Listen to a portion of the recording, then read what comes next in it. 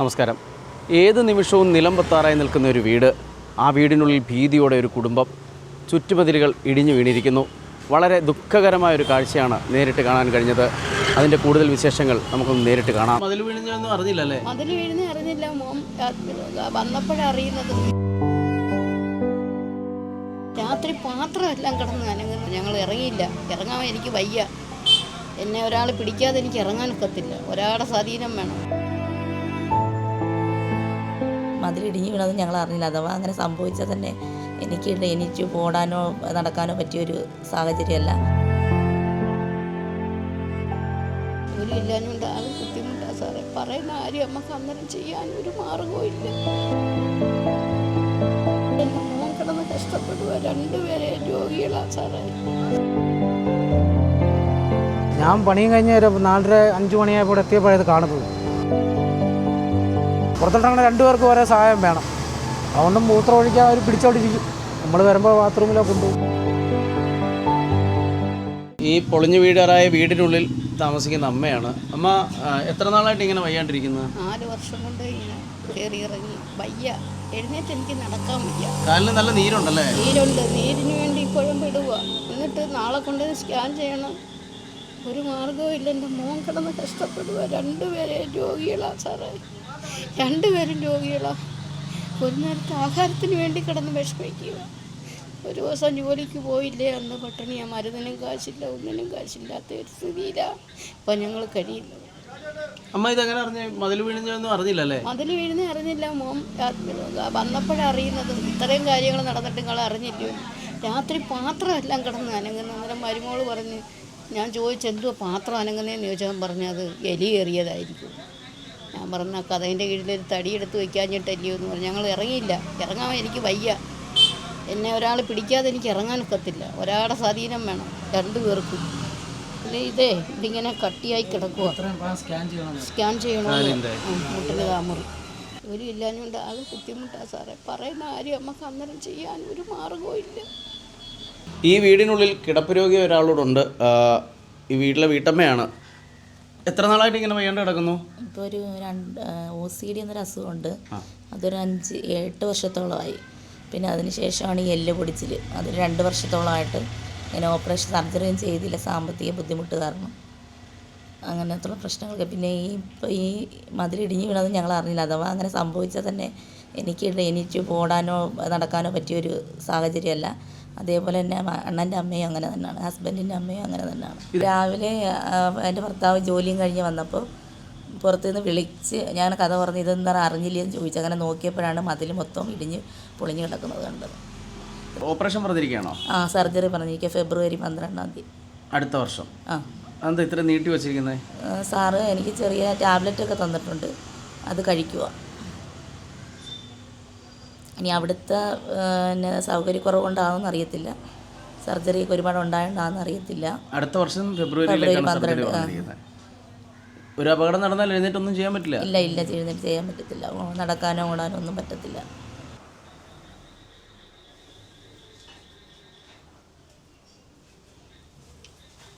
ഇവരുടെ ഈ രോഗവുമായി ബന്ധപ്പെട്ട് ഇതുവരെ എന്തൊക്കെ കാര്യങ്ങൾ ചെയ്തിട്ടുണ്ട്?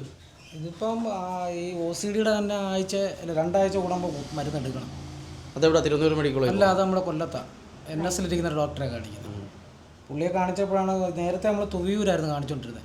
അവിടെ കൊണ്ടുപോയി നമ്മൾ ഒരു മാസം അവിടെ കിടത്തി. അന്ന് ഒരു മാസം കിടത്തിയതിന് 80,000 രൂപയായി.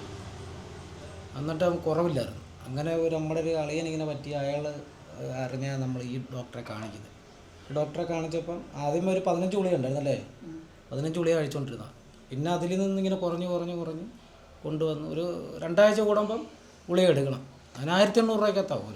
ഇത് ഈ എല്ല് പൊടിയുന്ന രോഗമാണെന്ന് എവിടെ കണ്ടെത്തിയേ? തിരുവനന്തപുരം മെഡിക്കൽ കോളേജിലാണ്. തിരുവനന്തപുരത്ത് മെഡിക്കൽ കോളേജിൽ.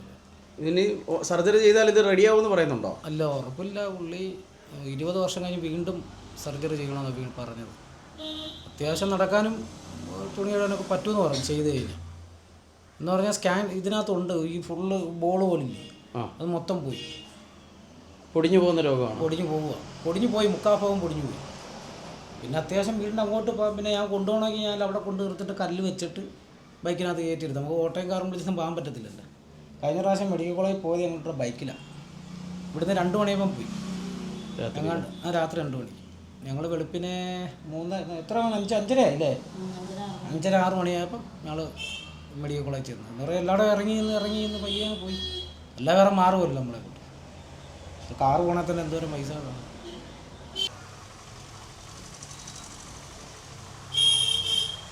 ശരിക്കും ഈ വീടിന് എന്താ സംഭവിച്ചത്? ശരിക്കും ഇന്നലെ രാത്രി ഈ മതിൽ മറിഞ്ഞ് വീണ്, ഈ വീടിൻ്റെ പുറത്തോട്ടാണ് വീണ്, ടാപ്പിൻ്റെയും ഇതിനെല്ലാം പുറത്ത് വീണ് വീട് ആകെ മറിഞ്ഞ് അടുക്കള മൊത്തം പാതി മറിഞ്ഞ് വീഴാതായിരിക്കുകയാണ്. പിന്നെ ഒന്നാമത്തെ കാര്യം എന്ന് പറഞ്ഞാൽ 2 പേരും സുഖമില്ലാത്തവരാണ്. അമ്മയ്ക്കാണെങ്കിൽ ഷുഗറാ, വൈഫിനാണെങ്കിൽ എല്ല് പൊടിച്ചിൽ കാരണം ആകെ ദുരിതത്തിൽ. ഈ 2 പേരും ബാത്റൂമിൽ പോകാൻ തന്നെ ബുദ്ധിമുട്ടായിട്ടിരിക്കുന്നവർ, കഷ്ടത്തിലിരിക്കുന്നതാണ്. പക്ഷേ പെരയ്ക്കതൊന്നും ഇപ്പോൾ ഇറങ്ങിപ്പോകാൻ പറ്റാത്തൊരവസ്ഥ ഇരിക്കും. ഇപ്പോൾ ഈ വീട് പൊളിഞ്ഞു വീഴുന്ന ഒന്നും ചെയ്യാൻ പറ്റാത്ത രീതിയാണ്. ഇത് നിങ്ങൾ അധികാരികളായിട്ടുള്ള ആൾക്കാരെ ആരെങ്കിലും അറിയിച്ചോ ഇങ്ങനെ ഈ വീട്? ഇന്ന് ആരും കണ്ടില്ലല്ലോ, അത് അറിയിക്കാനും പറ്റിയില്ല. പിന്നെ പഞ്ചായത്തിൽ ചെന്നപ്പോൾ ആളില്ല, ആകെ ദുരിതത്തിലാണ് നമ്മളിപ്പോൾ. നിങ്ങൾ എന്താ ചെയ്യുന്നത്? ഞാൻ കൂലിപ്പണിക്ക് പോവാ. അത് അഴീക്കല വള്ളത്തിലൊക്കെ പോകും. മത്സ്യത്തൊഴിൽ അതിനും പോവും. എല്ലാ വള്ള കായൽ പണിക്ക് കൂലിപ്പണിക്ക് പോകും. ഈ അമ്മയ്ക്ക് എന്ത് സംഭവിച്ചു? അമ്മയ്ക്ക് ഷോറ് കൂടിയിട്ട് കാല് പെരുപ്പായി. ഇവിടുന്ന് ഇങ്ങോട്ട് പെരുപ്പാ കാലിന്, നീര് കൂടി. എന്നിട്ട് നടക്കുമോ? കുറച്ച് നടക്കും, പിന്നെ കിടക്കണം. ഒരു പെട്ടെന്നൊരു ഓടി ഇറങ്ങി വന്നാൽ ഇറങ്ങിപ്പോകാൻ പറ്റത്തില്ല. അതേപോലെ തന്നെ വൈഫിന് കണ്ട് 5 കൊല്ലം കൊണ്ട് എല്ല് പൊടിച്ചിലായി, 2 ഇടുപ്പിലെ എല്ല് പൊടിച്ചിലായി കിടപ്പാ. അതിൻ്റെ ചികിത്സയും കാര്യങ്ങളൊക്കെ അത് തിരുവനന്തപുരം മെഡിക്കൽ കോളേജിലാണ് ചെയ്യുന്നത്. അതിപ്പോൾ 6 മാസം കഴിഞ്ഞ് ഡേറ്റ് ഇട്ടപ്പോൾ ഓപ്പറേഷൻ വേണ്ടി സർജറി ചെയ്യാൻ. അതിനുള്ള സാമ്പത്തിക അവസ്ഥയൊന്നും ഇല്ല. നമ്മൾ എവിടെയെങ്കിലുമൊക്കെ ആരെങ്കിലും സഹായിക്കും. ഇതിപ്പോൾ ഈ വീടോട് ഇടിഞ്ഞ് വീണാൽ അതും പോയല്ലേ? ആ വീടോട് ഇടിഞ്ഞ് വീണാൽ നമ്മൾ ആകെ ഗുരുതരമാകും. ഇതിപ്പോൾ പൊട്ടിയിരിക്കുകയാണ്, മൊത്തം പൊട്ടി. ഇത് കുറച്ചേ ഉള്ളായിരുന്നു. ഇതിപ്പോൾ മതിലൂടെ മറിഞ്ഞപ്പോഴത്തേക്ക് ആകെ ഇതായി. ആകെ ഒരു വാതിലേ ഉള്ളൂ ബാത്റൂമിൽ പോകാൻ തന്നെ. വെളിയിലാണ് ബാത്റൂം. അപ്പോൾ അറ്റാച്ച്ഡ് ബാത്റൂമൊന്നും നമുക്കില്ല. 2 റൂമും ഒരു ഹാളും അടുക്കളയേ ഉള്ളൂ. ഇത് അടുക്കള നമ്മൾ പിന്നെ കെട്ടി ചേർത്തതായിരുന്നു ഇതിൻ്റെ കൂടെ ഇങ്ങോട്ട്. എത്ര നാളായി വീട് വെച്ചിട്ട്? അതോ വീട് വെച്ചിരുന്ന മേടിച്ചാണോ? അല്ല, വീട് വെച്ചാൽ നമ്മൾ വെച്ചാൽ. എത്ര വർഷമായി? ഇതിപ്പോൾ 20 കൊല്ലം കൂടുതലായി. എന്തെങ്കിലും സഹായം കൊണ്ട് വെച്ചാണോ അതോ? പഞ്ചായത്തിൻ്റെ സഹായം കൊണ്ട് വെച്ചാ, ബ്ലോക്കിൻ്റെ. ഇപ്പോൾ നമ്മളാകെ കഷ്ടത്തിലിരിക്കുക. വെള്ളവും ബുദ്ധിമുട്ടായി. പൈപ്പെല്ലാം പൊട്ടി. എന്നിട്ട് രാത്രി 12:30 ഞാൻ വള്ളത്തെ മണിക്ക് പോയപ്പോഴാണ്, രാവിലെ വരുമ്പോഴത് കാണുന്നത്. വീട്ടുകാരും കണ്ടില്ല. ഈ മതിൽ പൊളിഞ്ഞു വീണേ കണ്ടില്ല? കണ്ടില്ല. ഞാൻ വള്ളത്തെ പണിക്ക് പോയി, പുറത്തിറങ്ങത്തില്ല. പിന്നെ മോളെ ഉള്ള സഹായം.